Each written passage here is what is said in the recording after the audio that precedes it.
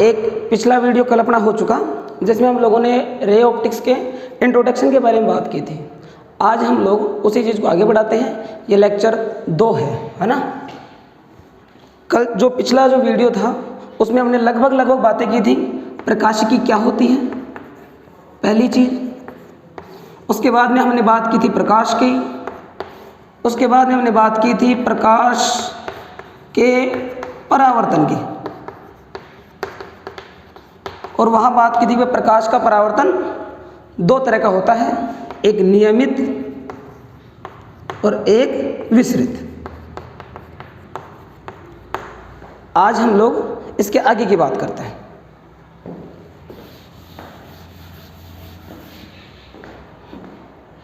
आज हम लोग बात करेंगे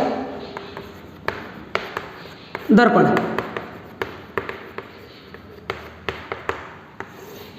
बोले तो मिरर के बारे में कि दर्पण क्या होता है। ठीक है, तो देखिए दर्पण कैसे बनाए जाते हैं। कोई भी एक कांच की पट्टी ली जाती है, कांच ग्लास, और इसके एक तरफ किसी भी धातु की पॉलिश कर दी जाती है। इसके वन साइड अगर अपन किसी धातु की पॉलिश कर दें और वो पॉलिश एकदम स्मूथ होनी चाहिए, है ना, तभी जाके दर्पण बनेगी। तो ये जो सतह बन जाती है, ये जो पूरा सिस्टम जो बन गया, इस पूरे सिस्टम को बोलते हैं दर्पण। यहाँ से ध्यान देने की बात यह है कि ऐसा नहीं है कि ये परावर्तन का काम करता है। परावर्तन का काम ये हिस्सा करता है, परावर्तन का काम ये हिस्सा करता है, परावर्तन का काम ये हिस्सा करता है। ये जो कांच लगाया जाता है ऊपर, ये कांच सिर्फ और सिर्फ इस पॉलिश को, ये जो पॉलिश की गई है, इस पॉलिश को प्रोटेक्शन देने के लिए ही लगाया जाता है। अगर ये कांच ना होगा तो पॉलिश खराब हो जाएगी। तो परावर्तन का जो काम होता है वो जो धातु की जो पॉलिश की गई है उससे होता है। ज़्यादातर ये पॉलिश सिल्वर पॉलिश होती है, सिल्वर की जाती है। ठीक है, दर्पण 2 प्रकार के होते हैं, आप सब लोगों ने पीछे पढ़े होंगे। एक समतल दर्पण। समतल दर्पण वही है जो आप सबके घर पे होता है ना, रोज सुबह आधा घंटा 2 घंटा जिसके सामने खराब करते हैं, समतल दर्पण। दूसरे गोलीय दर्पण। आगे जाके हम पढ़ेंगे गोलीय दर्पण भी 2 प्रकार के होते हैं,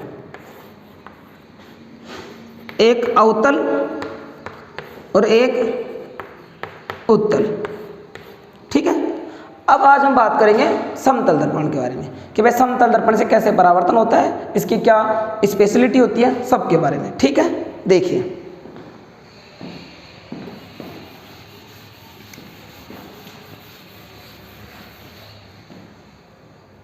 पहली चीज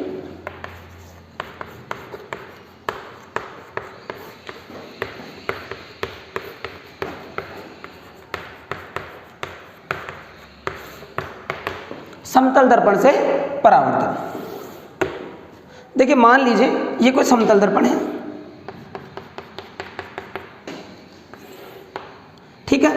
यहां मान लीजिए कोई ऑब्जेक्ट है, मान लीजिए कोई आदमी है, हमने इसको यहां खड़ा किया है, ठीक है। इससे कोई प्रकाश किरण निकलकर ऐसे चली गई। अपने परावर्तन के नियम में पढ़ा है, जितने कोण से आएगी उतने कोण से चली जाएगी। तो ये चली गई, ये मैंने यहाँ अभिलंब खींच दिया है। तो मान लीजिए कोई प्रकाश किरण ऐसे गई, सीधी गई, अभिलंब सीधी गई है, ऐसे कैसे आ जाएगी? क्योंकि ये बात अपनी कल भी हो चुकी थी कि अगर ये कोई दर्पण है और कोई प्रकाश किरण इस दर्पण के लंबवत इस पर आपतित होती है, लंबवत का मतलब ऐसे आती है, मान लीजिए इस तरीके से कोई प्रकाश किरण आ रही है, तो आपसे पूछा जाए एग्जाम में कि बताइए परावर्तन कोण कितना होगा। तो देखिए सिंपल है, प्रकाश किरण लंबवत आई है और जो अभिलंब है वो भी क्या होता है दर्पण के लंबवत, यानी अभिलंब भी ऐसा ही होगा। इसका मतलब ये हुआ कि ये प्रकाश किरण अभिलंब के ऊपर से आई है। और हमने पढ़ा था आपतन कोण क्या होता है, अभिलंब व आपतित किरण के बीच का कोण। जैसे मान लीजिए थोड़ी देर के लिए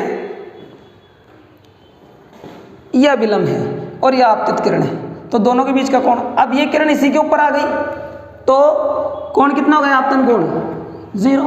हम लोगों ने पढ़ रखा है आपतन कोण और परावर्तन कोण बराबर होते हैं। अगर ये 0 तो R = भी 0। इसका मतलब ये प्रकाश किरण ऐसे आई और ऐसे कैसे चली गई, जिस रास्ते से आई उस रास्ते से चली गई।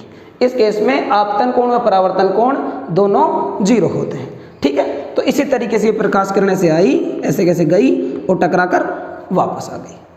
अब अगर इन दोनों प्रकाश किरणों को पीछे की तरफ बढ़ा दिया जाए,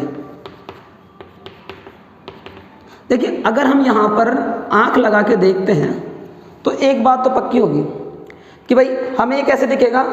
माइंड हमेशा ये मानता है, मैंने पहले भी बात की थी, हम सब लोगों ने ऐसा पढ़ रखा है, प्रकाश किरण हमेशा सीधी चलती है। तो दिमाग हमेशा ऐसा मानता है कि प्रकाश किरण सीधी आ रही है।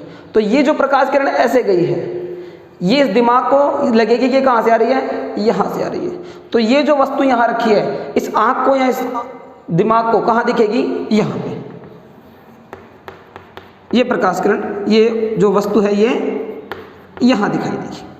ठीक है, दोनों पर ये यहाँ से गई, इसको पीछे बढ़ाया, इसको पीछे बढ़ाया तो यहाँ लगेगा। तो ये तो थी वस्तु, ये इसको अपन क्या बोल सकते हैं, बिंब, जो भी कुछ हो सकता है। ये अपने पास प्रतिबिंब।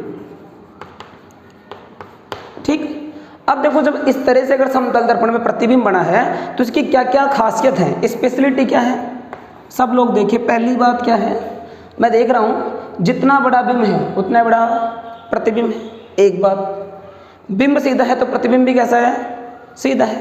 तो इसका मतलब समतल दर्पण में जो प्रतिबिंब बनेगा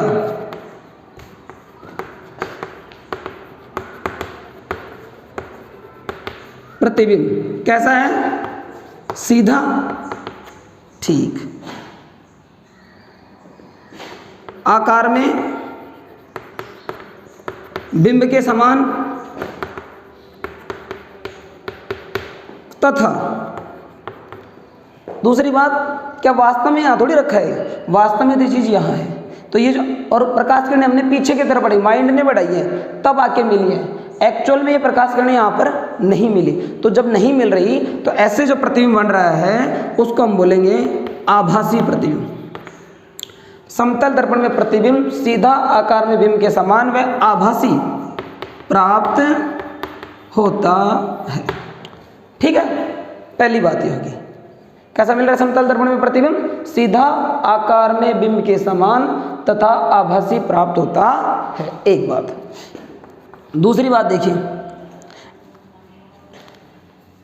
ये यहां से ये दूरी और ये दूरी हमेशा क्या होंगी, बराबर होंगी। जब भी आप किसी दर्पण के सामने जाकर खड़े होगे तो कैसा लगेगा, अगर आप दर्पण के नज़दीक जाओगे तो आपका जो प्रतिबिंब है वो भी नज़दीक आएगा। आप दर्पण से दूर जाओगे तो प्रतिबिंब भी क्या चला जाएगा, दूर। आप बहुत दूर चले गए तो प्रतिबिंब भी बहुत दूर। इसका मतलब क्या हुआ, किसी भी समतल दर्पण के लिए प्रतिबिंब की दूरी और बिंब की दूरी क्या होती है, समान। समतल दर्पण में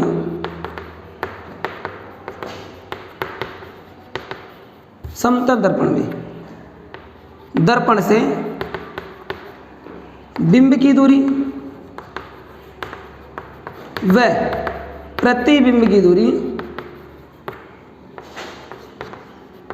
समान होती है। अच्छा, इस चीज़ को हम लोग प्रूव भी कर सकते हैं कि भाई इस चीज़ को सिद्ध करके दिखाइए कि किसी भी समतल दर्पण में प्रतिबिंब की दूरी और बिंब की दूरी समान होती है। ठीक है, देखिए मैं कर देता हूँ इसको, आप लिख लीजिए।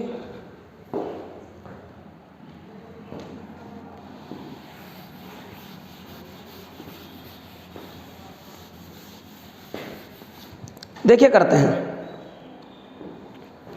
मान लीजिए ये कोई एक समतल दर्पण है, यहाँ कोई बिंदुवत बिंब रखा है, इससे कोई प्रकाश किरण निकल कर ऐसे चली गई, इसका परावर्तन होगा जैसे ही वैसे चली जाएगी। ये अभिलंब होगा अगर आगे तक बढ़ाएं तो। मान लीजिए कोई प्रकाश किरण ऐसे गई, जैसे जाएगी वैसे के वैसे वापस आ जाएगी। यहाँ से हम इसको आँख लगा के देख रहे हैं, इसको अगर पीछे की तरफ बढ़ाया जाए तो यहाँ अपने को प्रतिबिंब मिल जाएगा। बिंब ऑब्जेक्ट ओ प्रतिबिंब यानी इमेज आई। ठीक है, हमें इसको बोल देते हैं एम, इसको बोल देते हैं एम, इस बिंदु को नाम दे देते हैं एन। हमें सिद्ध क्या करना है कि दर्पण से बिंब की दूरी और प्रतिबिंब की दूरी समान होती है। मतलब हमें सिद्ध करना है OM बराबर MI। ये छोटा सा काम हम लोगों को करना है। देखिए यह आपतित किरण है, यहाँ गई कुछ ना कुछ कोण बनाएगी। मान लेते हैं आपतन कोण कितना है थीटा। यहाँ टकरा कर चली गई है परावर्तित किरण। जितना आपतन कोण होता है उतना ही क्या होता है परावर्तन कोण। तो इस कोण को भी अपन क्या बोल सकते हैं थीटा। इसको मैं बोल देता हूँ XY। ठीक, अब यहाँ से देखिए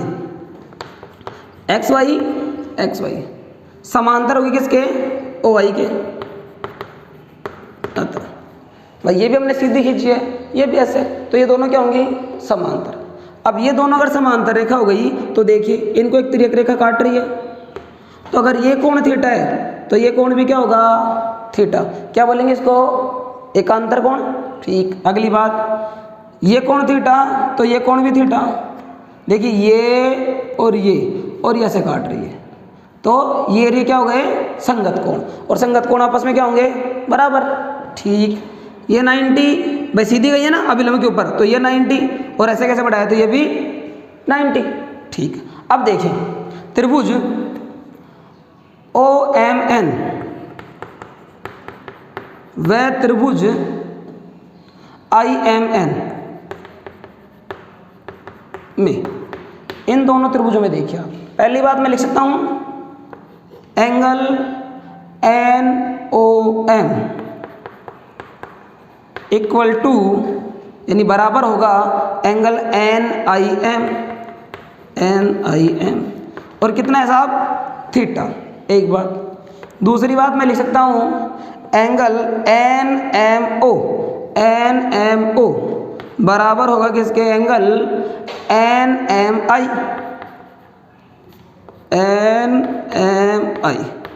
कितना 90 डिग्री।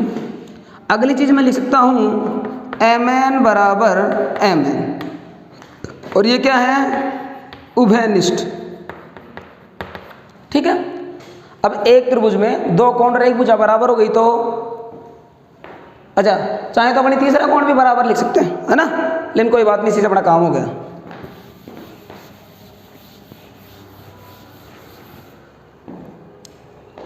तो मैं कह सकता हूं अतः त्रिभुज OMN सर्वांग सम होगा त्रिभुज IMN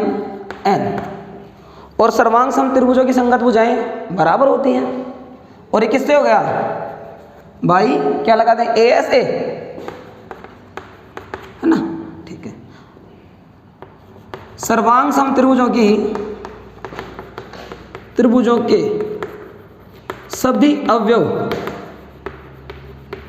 बराबर होते हैं, अतः क्या लिख सकता हूं मैं OM बराबर MI।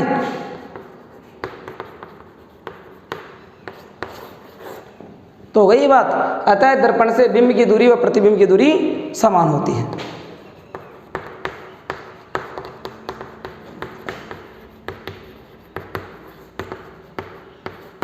अतः दर्पण से बिंब की दूरी व प्रतिबिंब की दूरी समान होती है। और किसकी बात कर रहे हैं, बड़ी ध्यान देने की बात है, समतल दर्पण के बारे में। ठीक हो गया, सिर्फ लिख लीजिए।